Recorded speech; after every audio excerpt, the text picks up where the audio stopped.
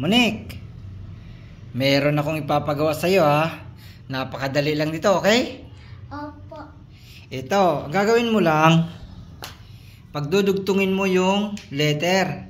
Ano ba? A sa A, B sa B, at C sa C. Dapat, hindi magkukross ng line. Hindi sila magtatamaan ha. I-connect mo sila nang hindi magtatamaan. Okay, start. Kaya mo yan. Okay, A.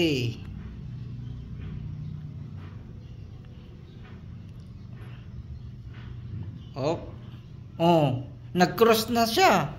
Hindi pwede yun. Dapat hindi mag-cross silang dalawa, yung linya.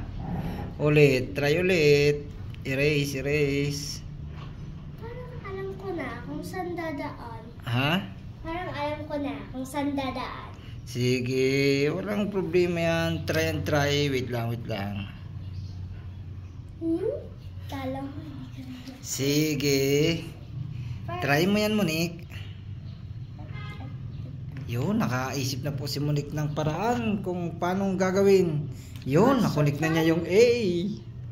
Ano kayang susunod na gagawin ni Monique? Paano yung B?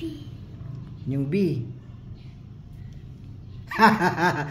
Sige, ano, ulit.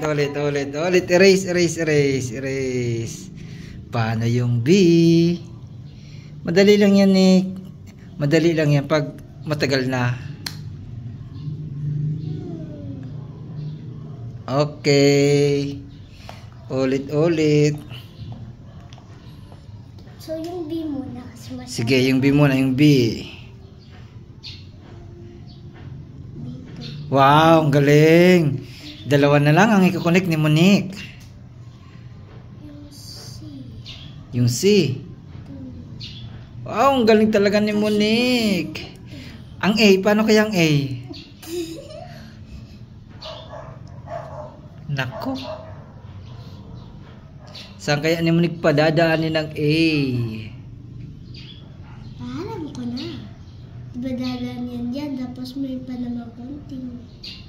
Ano, diba? Paano mo naisip yun?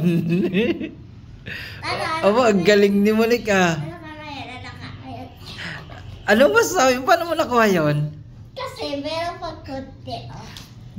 Naisip mo yun? Nakakonik nga oh. Yung A oh. Dito niya pinadaan oh. Oh. Kala ko mahirapan ka. Ababa Monique. Nakuha mo nga yan ha. Pero meron pa, okay? Sige. Nakuha ni Monique. Gagawa ulit tayo ng bago.